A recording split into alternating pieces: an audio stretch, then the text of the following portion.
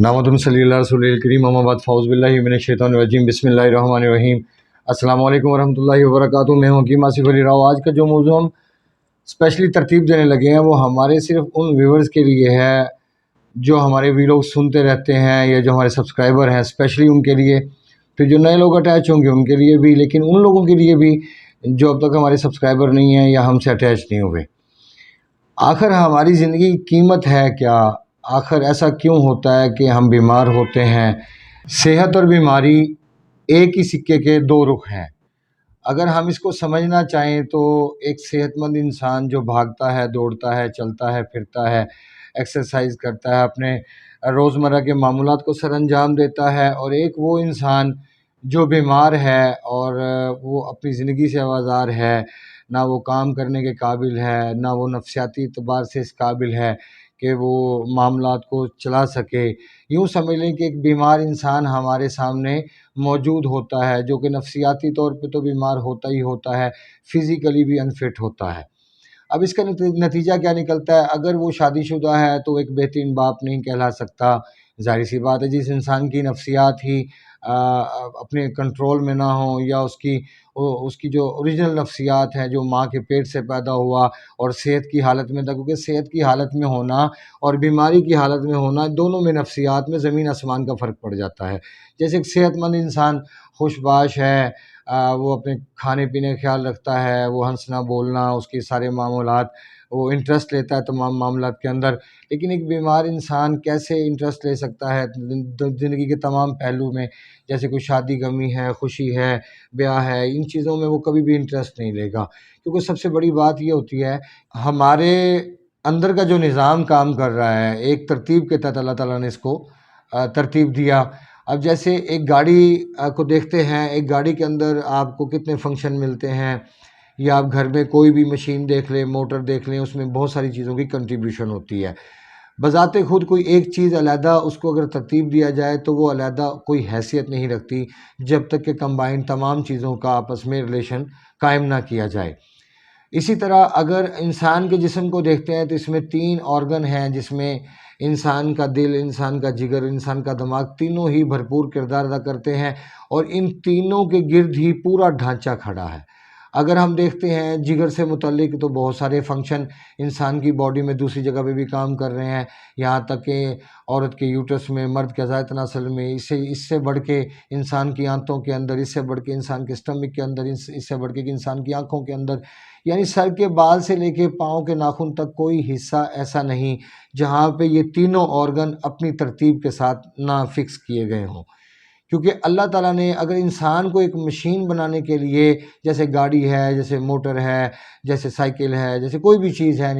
ہماری ضروریات زندگی کی جو بھی ترتیب ہے، اگر ان سب چیزوں کو آپس میں باہم نہ ملائیں تو وہ ایک مشین ترتیب نہیں پا سکتی۔ اسی طرح انسانی مشین بھی ایک ایسی ترتیب ہے، ایسا فن شاہکار ہے کہ میں حیران ہوں اللہ تعالیٰ کے بنائے ہوئے اس پورے ایک سسٹم کے اوپر کہ اس نے انسان کو کتنے بہترین طریقے سے ترتیب دیا۔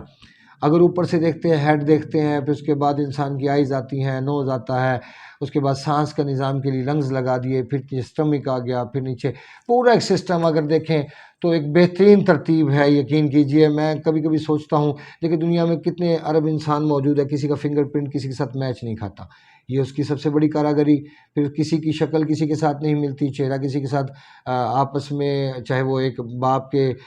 10 بچے ہیں جس میں کوئی بیٹے ہیں، بیٹیاں ہیں، لیکن کوئی بھی آپس میں ایک دوسرے کے ساتھ میچ نہیں کھاتا۔ اسی طرح پوری دنیا کے اندر ایک حیران کن چیز موجود ہے کہ اللہ تعالیٰ کا بنایا ہوا کارخانہ، بہت بڑا وسیع نظام جو انسان سوچ بھی نہیں سکتا۔ انسان کو ایک مشین بنانے کے لیے کتنا لمبا چوڑا جھنجھٹ اختیار کرنا پڑتا ہے، کتنے ورکر رکھنے پڑتے ہیں، کتنے معاملات کا سر انجام دینا پڑتا ہے، کتنی زمین چاہیے ہوتی ہے، پھر کنسٹرکشن کے معاملات، پھر اس کے بعد ڈیولپمنٹ، پھر پلانٹ فکس کرنا، پھر وہ تمام چیزیں، بہت کچھ ہے جو جس کے ایک چھوٹے سے کام کے لیے انسان کو اتنے جتن کرنا پڑتے ہیں، اتنے انسانوں کی ہیلپ درکار ہوتی ہے۔ لیکن یہاں اللہ رب العزت کی ذات ایسی ہے کہ جس نے دیکھے کتنی بڑی وسیع دنیا آباد کی۔ تو یہ سب کچھ جاننے کے لیے کیا کافی نہیں کہ ایک ترتیب ہے، قانون ہے جو اللہ تعالیٰ نے ترتیب دیا؟ تو ہمیں اپنی صحت کو برقرار رکھنے کے حوالے سے اسی قانون فطرت کو جاننا پڑے گا۔ اگر ہم اس دنیا میں رہتے ہوئے جب اشرف المخلوقات ہمیں قرار دے دیا گیا، جب ہمیں اتنی ساری سمجھ عطا کر دی گئی، اور اس کے بعد بھی ہم چیزوں کو آبزرو نہ کر سکیں، ایکسپیریمنٹ نہ کریں، نہ سمجھیں، تو اس وقت تک اللہ پاک بھی ہماری کوئی ہیلپ نہیں کرے گا، کیونکہ اللہ تعالیٰ نے تو کچھ چیزیں اپنے پاس رکھی ہیں، سب کچھ اس نے اس دنیا میں ترتیب دے دیا۔ اب بہت سارے لوگوں کی عقل مفلوج کر دی گئی۔ اب جیسے ابو جہل تھا، اب آقا اسلام دیتے تھے،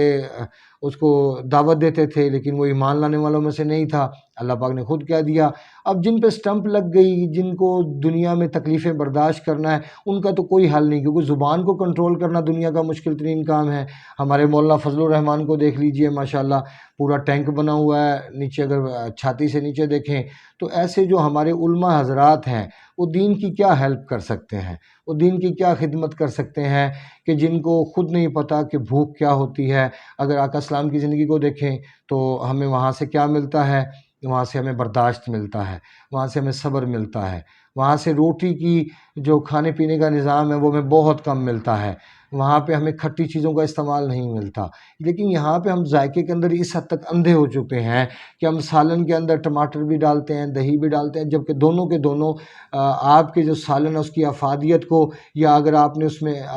چاول میں ڈال لیا، اگر آپ نے اس میں بینگن میں ڈال لیا، اگر آپ نے عربی گوبھی میں ڈال لیا، اگر آپ نے کٹے گوشت میں ان چیزوں کا استعمال کر لیا، تو وہ پوائزن مزید انکریزڈ ہو گیا، مزید بڑھ گیا، یعنی اس میں ترقی ہو گئی۔ اب وہ کھانا ایک ایسا انسان کھائے کہ جو انسان شدید ترین ایسیڈیٹی کا شکار رہا ہو یا کسی حد تک اس کو محسوس ہوتا ہو، تو یقیناً اس کی بیماری بڑھنے میں بہت زیادہ مدد ملے گی۔ اب یہاں پہ کہاں لکھا ہوا ہے، کون سے قانون فطرت میں کہاں پہ اللہ پاک نے لکھا ہے کہ ایک بیمار انسان ان چیزوں کا استعمال کرے گا، ایسے ایسے کرے گا تو وہ ٹھیک ہو جائے گا؟ اللہ نے تو آپ کو ایک نظام دے دیا، ایک قانون دے دیا، اور آپ کو عقل اور شعور فراہم کر دیا۔ اب تلاش تو آپ نے خود کرنا ہے، ایسا تو ممکن نہیں ہے کہ اللہ رب العزت تمام چیزوں کو خود ترتیب دے دیں گے۔ اللہ نے تو ایک قانون بنا دیا، ایک سسٹم بنا کے بتا دیا، اب اس سے آگے کے معاملات کو دیکھنا۔ اب جیسے بہت ساری چیزیں ہیں جو قرآن میں نہیں تھیں، پھر قرآن میں نہیں تھی، حدیث سے ڈھونڈی گئی، حدیث سے کچھ چیزیں مل گئی، جب وہ ملیں آگے کچھ چیزیں پرابلم میں آ گئیں، پھر وہاں پہ کیا ہوا؟ وہاں پہ ہمارے ائمہ ہدیٰ آئے، جنہوں نے ان چیزوں کے، ان سوالوں کے جواب ایک غور و فکر کرنے کے بعد اور بہت زیادہ اللہ اس کے رسول سے رابطے کے بعد ان چیزوں کو ترتیب دیا، اور وہ اسلام کے اندر ایک راہ، ایک نئی روشنی بنی، ہمارے سامنے ایک مزید ہمارے سامنے راہیں کھلیں، اور ہمارے سامنے جو سوال تھے وہ ختم ہو گئے۔ لیکن حقیقت میں انسانی جسم ایک ایسی مشین ہے، اگر یہ پوری ترتیب کے ساتھ کام کرے جیسے اللہ رب العزت نے اس کو فکس کیا ہے، تو یقیناً آپ کبھی بھی بیمار نہیں ہو سکتے۔ اس کی واضح جیتی جاگتی مثال ہمارے آقا اسلام ہمارے سامنے ہیں، جو زندگی میں بہت کم بیمار ہوئے۔ پھر اس کے بعد صحابہ کرام ہیں، ان کو دیکھیں بہت کم بیمار ہوئے۔ انبیاء کرام جتنے ہیں، کسی سے امتحان لیا گیا تو وہ علیحدہ بات ہے، لیکن بیمار نہیں ہوئے۔ اس کی وجہ کہ جب وہ اللہ کے ساتھ رابطے میں رہتے تھے، تو اللہ کے ساتھ رابطے میں رہنے والا انسان کھانے پینے پہ فوکس کبھی بھی نہیں کرے گا، وہ اپنی صحت کو ترجیح دے گا، اور صحت اسی چیز کے اندر ہے کہ کھانے کا ٹائم ترتیب دیا جائے اور بلا وجہ کھانا نہ کھایا جائے۔ یہاں پہ ہمارے بہت سارے دوست ہیں جو یہ محسوس کرتے ہیں کہ ایک دفعہ کھانا کھانے کے بعد دوبارہ کچھ گھنٹے کے بعد پھر بھوک لگ گئی، 2 گھنٹے کے بعد یا 3 گھنٹے کے بعد، تو یقیناً وہ بیمار ہیں۔ ان کو اپنی صحت کی فکر کرنی چاہیے، کیونکہ یہ چیزیں خمیر در خمیر، خمیر در خمیر بڑھتے بڑھتے پھر یہ طوفان کا پیش خیمہ ثابت ہوتی ہیں، جو کہ آنے والے وقت میں انسان کے لیے ایک اذیت ناک پہلو ہے، جہاں پہ اس کا اختتام ایک کینسر کی صورت میں ہوگا، یا ایک کسی تکلیف دہ بیماری کی صورت میں ہوگا، جس میں پیٹ میں پانی کا پڑنا، جس میں لیور سورائسس، اس میں کوئی بھی چیز شامل ہو سکتی ہے، کوئی چیز داخل ہو سکتی ہے، ہارٹ اٹیک کا ہونا، یہ سب چیزیں جڑی ہوئی ہوتی ہیں اسی پیڑ کی شاخوں کے ساتھ جو بنیاد بنتا ہے ان تمام چیزوں کو ڈیولپ کرنے کی۔ اس لیے صحت کی قدر کیجئے، صحت بہت قیمتی چیز ہے، انسانی زندگی بہت قیمتی چیز ہے۔ اگر یہ پورے حواس کے ساتھ کام کرے گی تو انسان ایک اچھا بیٹا بھی بن سکتا ہے، اچھا باپ بھی بن سکتا ہے، اچھا بھائی بھی بن سکتا ہے۔ اچھا خامد بھی بن سکتا ہے۔ دنیا کے وہ تمام پہلو جو ایک بہترین انسان کے اندر چاہیے ہوتے ہیں، وہ تمام کے تمام نفسیات کے درست رہنے کی صورت میں، کیونکہ انسان کی تھنکنگ پازیٹیو رہتی ہے، اور جب آپ کی تھنکنگ پازیٹیو ہوگی تو یقیناً وہاں سے سب چیزیں ہی بہترین ڈیولپ ہوں گی، جس میں اللہ اس کے رسول پہ ایمان، اعتقاد اور یقین، یہ سب کچھ مضبوط ہوتا چلا جائے گا، اور آپ کو یقیناً اندازہ ہوگا کہ یہ قانون فطرت کے تحت ترتیب دیا ہوا ایک نظام ہے، یہ نارمل کنڈیشن نہیں۔ اب یہاں پہ اگر آپ سبزیوں پہ نظر دوڑائیں، اگر آپ پھلوں پہ نظر دوڑائیں، اگر آپ جو ہمارے جتنے بھی جس قسم کے بھی گوشت ہیں، جس میں چاہے پرندوں کا گوشت آ جاتا ہے، چاہے وہ مٹن آ جائے، بکرا آ جائے، چاہے وہ اس کے علاوہ بھینس کا گوشت آ جائے، گائے کا گوشت آ جائے، کٹے کا گوشت آ جائے، دنیا میں تمام قسم کے دودھ شامل کر لیں، ان سب چیزوں کے مزاج ترتیب دیے ہیں، اور جب سب چیزوں کے مزاج ترتیب دیے ہیں تو یقیناً اس کا مطلب یہی ہے کہ کچھ چیزیں دل سے متعلق ہے، کچھ چیزیں دماغ سے متعلق ہے، کچھ جگر سے متعلق ہے۔ جہاں پہ آپ کو جس چیز کی ضرورت ہے اس چیز کو استعمال کیجئے، باقی چیزوں کو بند کر دیجئے۔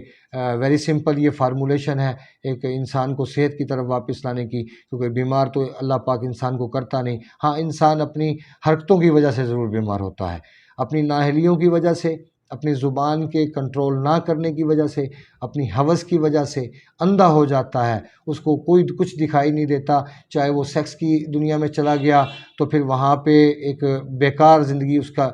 انتظار کر رہی ہے، کیونکہ ہوس میں زندگی میں کبھی بھی سکون عورت کے پہلو میں نہیں ملتا، زندگی میں سکون ہمیشہ اللہ کے ذکر سے ملتا ہے، اور اللہ کا ذکر انسان کے دل کے دباؤ کے ساتھ ہے۔ اگر کسی انسان کے دل کا دباؤ نارمل ہے اور کاربن کم ہے، آکسیجن لیول بہتر ہے، تو یقیناً انسان گناہ کرتے ہوئے سوچے گا کہ وہ گناہ کر رہا ہے، اور وہ اللہ کے کٹہرے میں کھڑا ہوگا، چاہے کٹہرا ابھی بہت دور ہے لیکن زندہ رہتے ہوئے بھی ضمیر ایک کٹہرا ہے جو اسی صورت میں کام کرتا ہے جب کاربن لیول اپنی حد میں کام کرے اور آکسیجن لیول بہتر کام کرے۔ اگر آپ کی باڈی میں کاربن لیول بڑھ گیا تو آپ کا ضمیر ختم ہو گیا، کیونکہ آپ کو اچھے اور برے کی پہچان نہیں رہے گی، کیونکہ یہ نفسیات کا ایک پہلو ہے۔ اللہ پاک آپ سب کو اپنی امان میں رکھے، اپنا بہت سارا خیال رکھیں۔ زندگی بہت قیمتی چیز ہے، اس کی قدر کیجئے، یہ آپ کے لیے بھی، آپ کے روحانی معاملات کے لیے بھی، اللہ اس کے رسول کے حوالے سے بھی، آپ کے بچوں کے حوالے سے بھی، اور ایک صحت مند معاشرے کے حوالے سے بھی اپنا بہت سارا خیال رکھیے۔ وَمَا عَلَيْنَا إِلَّا الْبَلَاغُ الْمُبِينُ۔ السلام علیکم ورحمۃ اللہ وبرکاتہ۔